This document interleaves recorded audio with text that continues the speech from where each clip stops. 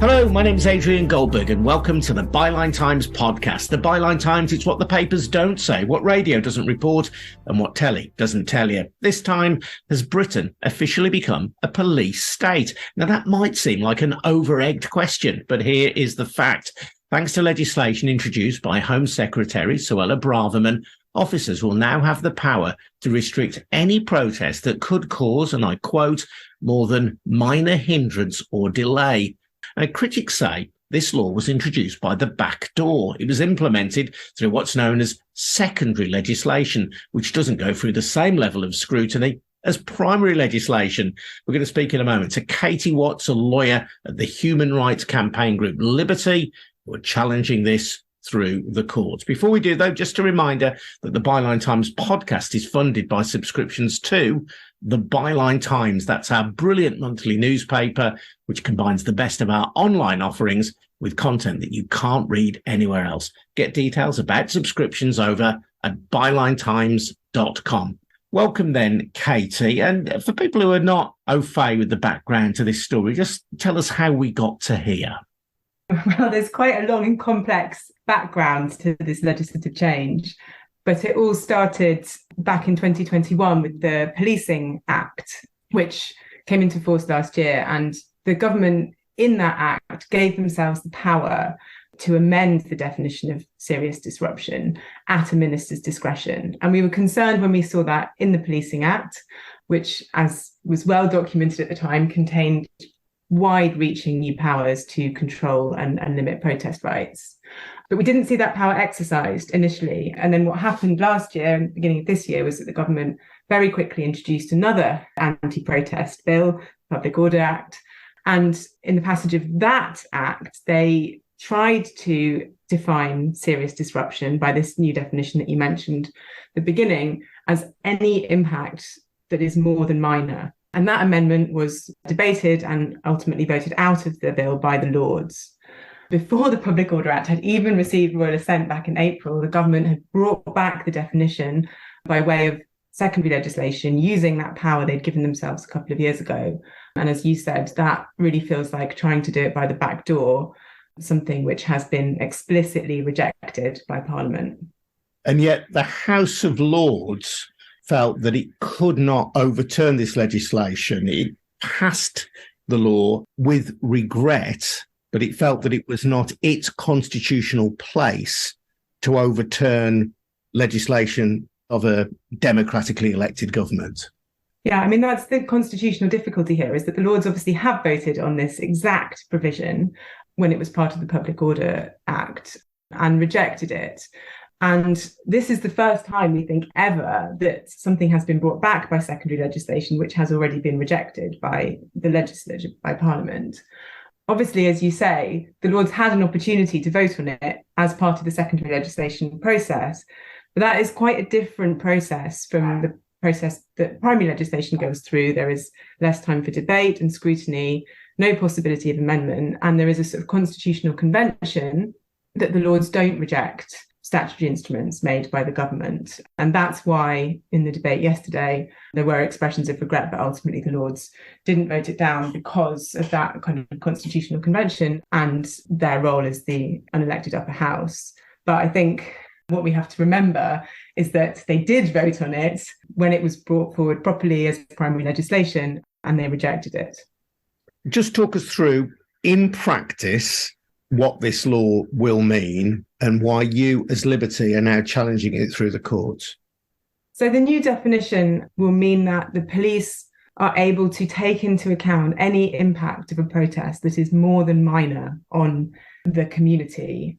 And that impact, that disruption, which is more than minor, doesn't even have to be directly linked or a cause of the protest. It could actually be any disruption taking place in the vicinity at the time of the planned or proposed protest. So it could simply be that you're planning to have a protest in a busy part of town or somewhere where there, is notoriously bad traffic.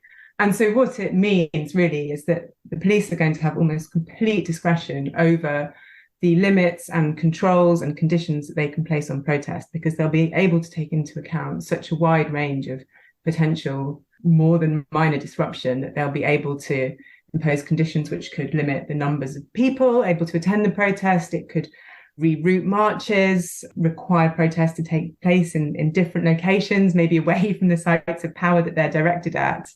And ultimately, the consequences for protesters of not complying with any conditions that are imposed are criminal sanctions. And that was something, again, which was changed by the Policing Act a couple of years ago, that there are now much more strict criminal sanctions for failing to comply with conditions which you ought to have known about. The Home Secretary argued that this legislation was needed because of tactics by Just Stop Oil protesters of very slow marches. Is there any other way that that tactic could be challenged? And is there a case for saying that people can't hold the rest of society hostage? I mean, the first thing to say is that the police already have extremely wide powers when it comes to controlling and criminalising protesters. There are a range of public order offences, including obstruction of the highway, which have and are being used against Just Stop Oil protesters. And then the second thing to say is that what we've seen over recent years is that as the government cracks down on protesters, all that happens is that you drive campaign groups and protest organisations to come up with ever more creative ways to make their voices heard. I think the government has even acknowledged that the more they crack down on protest, the more creative protesters are going to have to be. Protest isn't going to go away. All that's happening is that the government is making it far more difficult for ordinary people to have their voices heard and really creating an environment which is very hostile to protesters. You'll know, though, that in some quarters anyway, this kind of legislation will have backing. There will be newspapers and pundits who will say, look, don't block the pavement, don't get in my way. I don't want to have to deal with your protest. We all have the right to have our voices heard about issues which concern us, and no protest is going to be effective unless it's noticed, unless you inconvenience somebody. And the other thing to say is that there are a huge range of really important issues facing us today: the cost of living crisis, climate change. These are important issues that the government is not dealing effectively with. So the only way for people to have their voices heard and to demand action from the government is through protest. Instead of dealing with those issues, the government is choosing to crack down on protesters and people's right to freedom of expression. Some people have said that it does look like or feel like a police state. That question I posed in my introduction, is it over-egging it to talk in those terms? Are people getting it a little bit out of context? No, I don't think so. I think when you look at, obviously, the regulations which came into force today, combined with some of the extreme new provisions in the Public Order Act, which criminalise protest tactics like locking on, attaching yourself to another protester, tactics used by the suffragettes, which hand dramatically new wide powers to the police to stop and search people within the vicinity of protests, then I think it does start to look like an extremely authoritarian response to protest movements. On what basis do you think you can challenge this in the courts? So our arguments really focus on the constitutional issues with the way in which these regulations have been passed. The fact that these regulations, or this definition, were debated by and rejected by our legislature. And as I've said, there's no previous examples that we've been able to find of where Parliament has rejected something which has been subsequently brought back through the back door by secondary legislation. So we argue that undermines parliamentary sovereignty. We also argue that the power that the Home Secretary has to make these regulations hinges on her power to define serious disruption by way of making, examples of what could constitute it, but actually defining it as anything that's more than minor is not really the normal understanding of serious. And actually, we would say it lowers the threshold for when conditions can be imposed. It does more than define it. And then finally, the government did consult on this amendment, but that consultation, which took place between the government, the police, and National Highways, was a pretty one-sided affair. And so we're also arguing that was unfair and failed to take into account the voices of protest groups. Aside from the threat to the right to protest, this constitutional issue seems to me to be very important as well, because this legislation, because it was introduced as secondary legislation, did not go through traditional scrutiny in the House of Commons, correct? Yeah, that's right. And we think that this mechanism of ministers giving themselves power in primary legislation to amend that legislation at a later date in a way which involves very little scrutiny, no possibility of amendment, is already something which is often problematic. And I think what we're very concerned about here is that this potentially just opens the door to government to do this again, that anything that they can't get through the legislature, they can simply do by executive decree, as long as they have passed bills which are wide enough and broad enough and vague enough to give themselves the power to come along and amend it at their whim at a later date. Yeah, so just to unpick though, then, this sets the precedent whereby you introduce primary legislation. It is scrutinised through both the House of Commons and the House of Lords. It is then defeated by the House of Lords, whose job is to check and scrutinise laws as they're drafted. So it at that point would traditionally then fall. But if you reintroduce it then as secondary legislation, you bypass that scrutiny stage.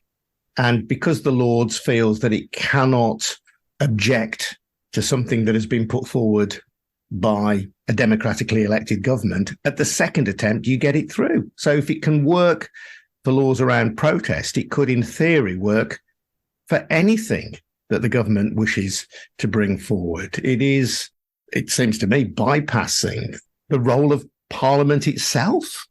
Yeah, that's right. I mean, as I said, the ultimate power that enables the Home Secretary to do this was a clause in the Policing Act, which said a minister may define this at a later date and amend the Act.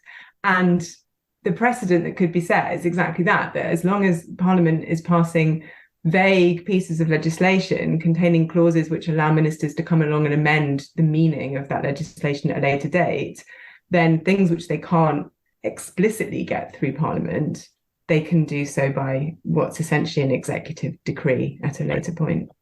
How could the House of Lords overturn this clause on the first occasion, but then when it's reintroduced to secondary legislation, feel that they weren't able to overturn it?